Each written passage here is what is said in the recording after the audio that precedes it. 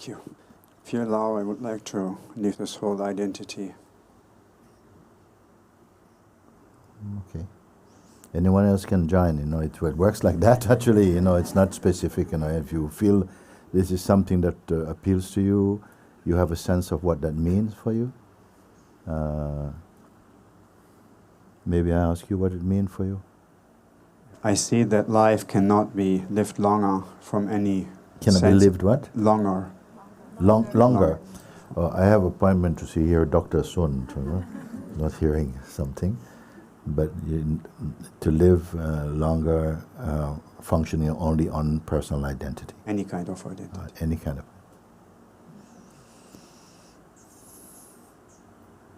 So supposing you would have seeing what you say, if this is what you really say, you have seen by your own power that it doesn't work actually, that life lived merely under the government of a personal self, of ego, it doesn't work for you. If you come you come to see that, because that's a very, very rare thing for a human being to say. That at the place of my person is not working, because they say we are 7.5 billion human beings currently together. How many will say this? I don't know.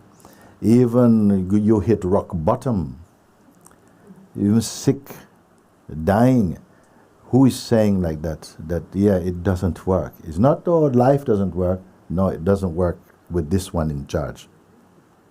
You hear? Why my ears clinking? What is he saying? Then, supposing there was no external help to come for you, already,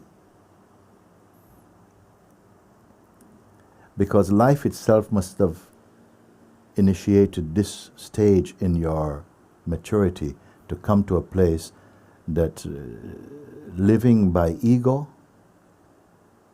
yes, of course, biologically I can go on, but in terms of joy and peace, happiness, it's none of that is not paying off, living from the position of personal identity. So I would say life itself, by God's grace, have assisted you to come to that level. So it cannot leave you alone. So if no one else was to come in to support you from there, would you be lost? You did not come to that merely, it's not the ego that came to the realization, you know what, we're not doing well in this house. We need help. Is it the mind that is saying that? So something else, some level of intelligence is there that's saying, actually, no, it's not really working. No matter how much I try to imagine and to somehow, it doesn't work. Even by imagining my life is good, I'm doing really good. I see people on the street, I smile and say this, how are you doing? I say, I'm too good. But actually inside I'm dying. You see? So he's saying that. So where to go from here? If you are approaching the God of existence at this stage, I would say the Lord has prepared you for this beautiful failure. They say, okay, you've tried it your way, now try it my way. What way would this be, though?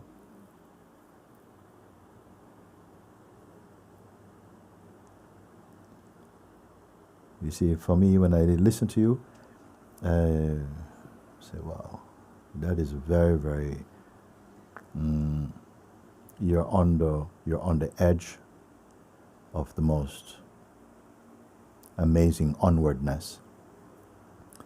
Don't lapse back. Don't fall back into something. What can happen then?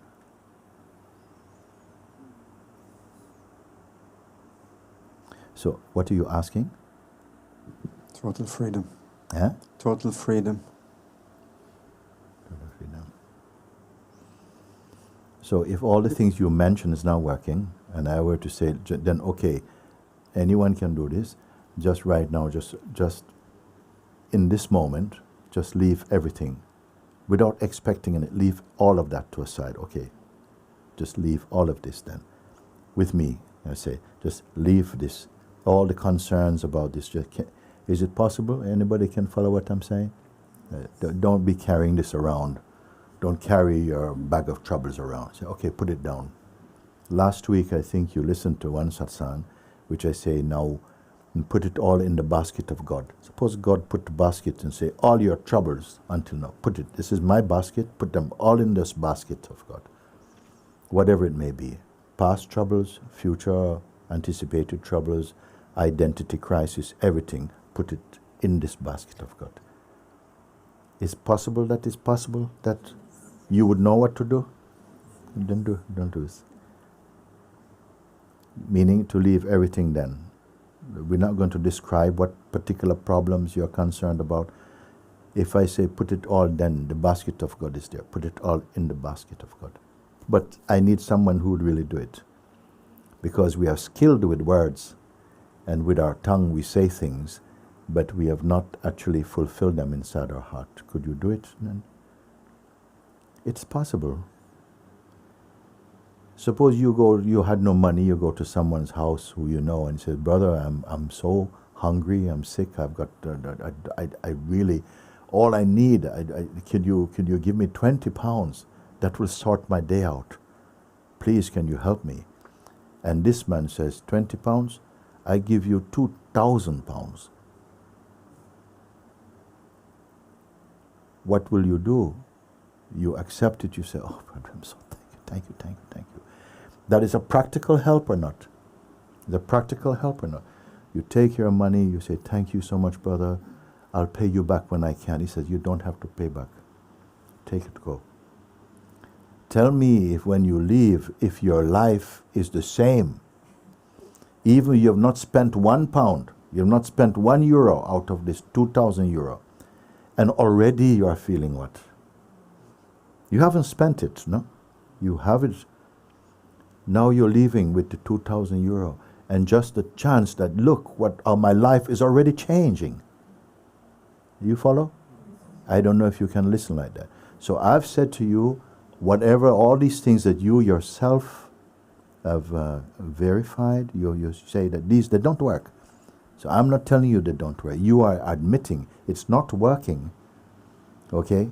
My fantasies are not working.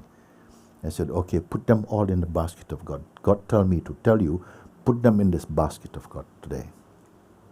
Okay? All of them in the basket of God. Like the man who has been given the 2,000, who asked for 20 euros, he's given 2,000 euros. And without spending €1, already relief is here. Can you feel this relief? Can you do it? Because your man will tell you, yeah, it's a nice exercise, I'll try it later. That's part of the trouble, by the way. I'm speaking right now, even. And what comes from you? What comes from you? Maybe doubt, maybe, I don't think it's going to work like that. So already you defeat yourself. Maybe if I show you 2,000 euro, you're much better.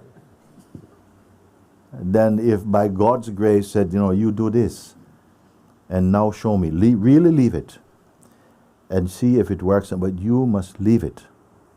Not tell you to go work it out. I'm not giving you any tricks. You leave it then. Meaning, don't be bothered about it anymore. Okay? So, what is the problem now? No, I just trust your word. No problem. Yes. Okay. So I give you the 2,000 euros. You say, listen, okay, so you feel better? Yes, I trust you. No, you trust the 2,000 euro. Trust the 2,000 euro. You take it to the bank, say, could you put it on one of those machines to see if it's really real money, if it's fake money? They say, no. You say, no, I trust it because it came from a friend. It came from someone I trust. So you are relieved of your trouble. But don't go back and say, sorry, one of the things I left with you, can I take it back for just to sort it out? Let it fail, but you don't fail. Then you put it, then offer, say, actually, okay, can it be so simple? Or we have to go to the next move, which is techniques. Give you some technique. Can it be so simple? This is the most kind offer. You see, this interaction is open all the time. Let's see where it failed, if it failed. But I'd rather you don't go to try and prove where it failed. See where it succeeded. You see, the problem, if there's anything, is not even just the mind, but the investment in mind. You believe more in the sorrow than in the freedom and the joy, you know. Many people still have what we call no-go areas, meaning that nobody will do all the spiritual stuff, but it don't come near this stuff. I'm preserving this part of myself. You know the cost of this? Whatever you preserve in the realm of phenomenality, you will need more lives to sort it out. You transcend this because you see the valuelessness of this. That our lives can become stagnant. You're reading and you're singing bhajans and doing all these things, but something is stagnant. Like a kind of tumor inside, no light can get to it. Not even the light of God can reach it. Because what? It is within your choice. And the most powerful thing you have is the choice. And actually, we are living our choice. You may complain, but if you follow and trace it, you made a choice for some things that bring in other bad company, and you're having to deal with it. So those of you who can recognize what I'm sharing, that sometimes we stagnate, and what we do is we cover it with very intelligent learning. We learn many things, we can recite many things, but here, this tumor is untouched. And these things manifest later into physical sickness also. So the invitation, rather than feel, we will move so easily into beingness, there's a stubbornness. And what we're doing is you're learning about being, but still hanging out in personhood. So is this a good compromise? And can you relate to what I'm saying also? And for this reason, it seems that we can carry on. And we can carry on. 5 years next time, you're still asking, yes, Babaji, but my mind gets so strong. And sometimes I'm not able to sleep because this thing is coming so strong. And I'm telling you where it comes from. We have not as yet offered up ourselves. If you find that somehow these things are still lingering and very strong patterns in your life, you cannot move forward, it's like they just bring like bad luck around you all the time. When you detect them like this, you may offer them. I put this in the basket of God. May I tell you like this? Yes. I put this in the basket of God. Father, I see that here there is a stuckness in me. And today I offer it. I put it within the capacity you give to do this. And I cut the disconnection from my heart. Please help me to transcend, to wash this out. Then light opens up in you, and these things begin to thin away. And very quickly also. But if you want to do it in your strength, and your strength is an exaggeration, because you have not been able to overcome the egoic limitations by yourself. So work with universal consciousness, which is the source and essence of yourself. You may refer to it as God or your Guruji or whatever like this. It adapts. And you say, please help me. By yourself, you don't have to tell anyone else. You just say in your heart, I choose to be free of this. I see the sense of vulnerability of letting it go. Because these things feel like they have some value. But you're retaining identity with certain vasanic tendencies. Do you know what I'm speaking or not? Yes. Am I on my own in this or not? Okay. So as you recognize, then you offer. I'm not here to shame anyone. It was you. No. There is no perfect human being. There's no perfect person. But here's the thing. You are originally not a person. You are presence. You are the God manifest. It says in the scripture, has it not been saying that ye are gods, but you will die as mere men because you've forsaken the truth. Meaning that this is our capacity to wake up. The whole purpose of human existence is to wake up into your original nature. But the trap is to fall from grace by identifying merely as the body, which is the instrument through which consciousness tastes experiencing, and lost your way. You became a person. You don't know what a person is. A person is not a stable entity. It's a myth. That's why even the idea of yourself keeps changing. You outgrow ideas of self, but you cannot outgrow your being. You follow? Yes. Perhaps you will listen to this satsang again in your own time and follow and say this. Yes, here I'm catching something. And here maybe another one. And maybe quite a few things are coming up that you see where your ego betrays your opportunity to be liberated from this. Only when you have moved and recognized these things are you now qualified for awakening. Otherwise you're stuck. And the best we're going to be is a sattvic person, meaning that you're a good person, nice person, but still defending personhood when you are the light of God. You understand or not? Yes. So I'm not blaming, calling out anybody, oh, you. No, who not?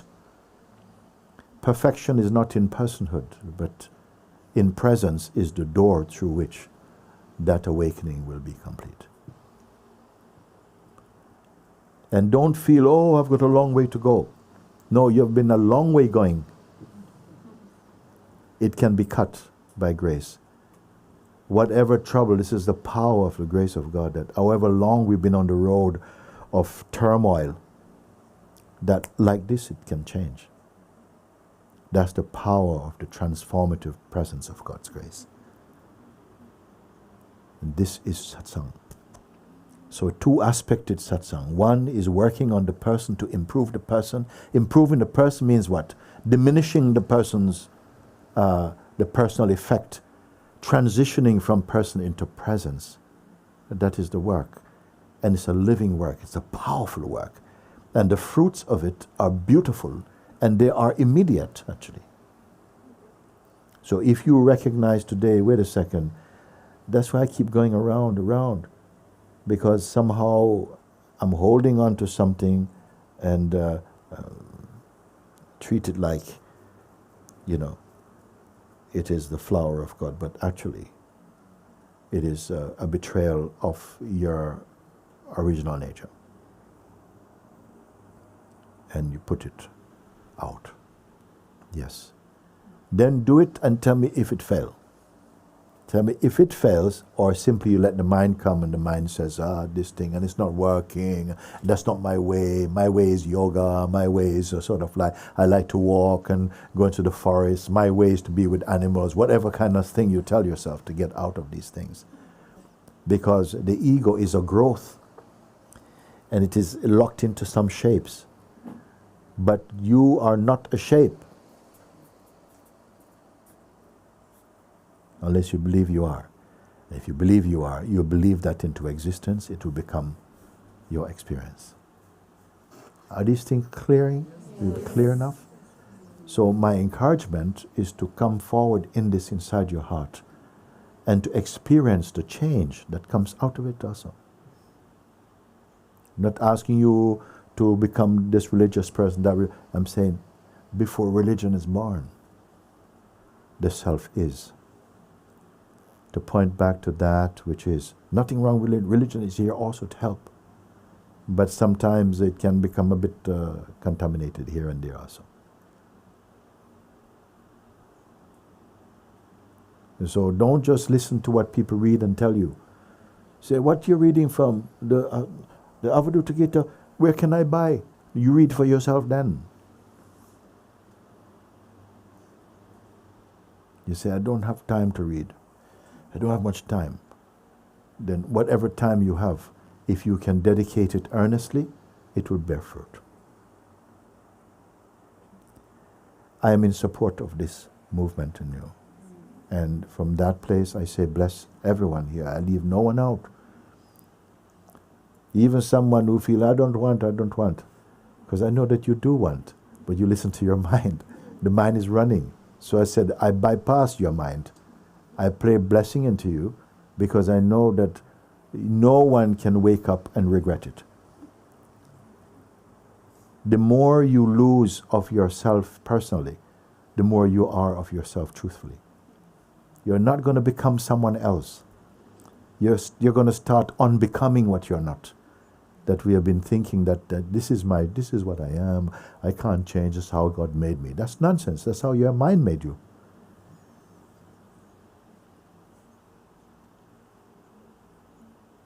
We're good?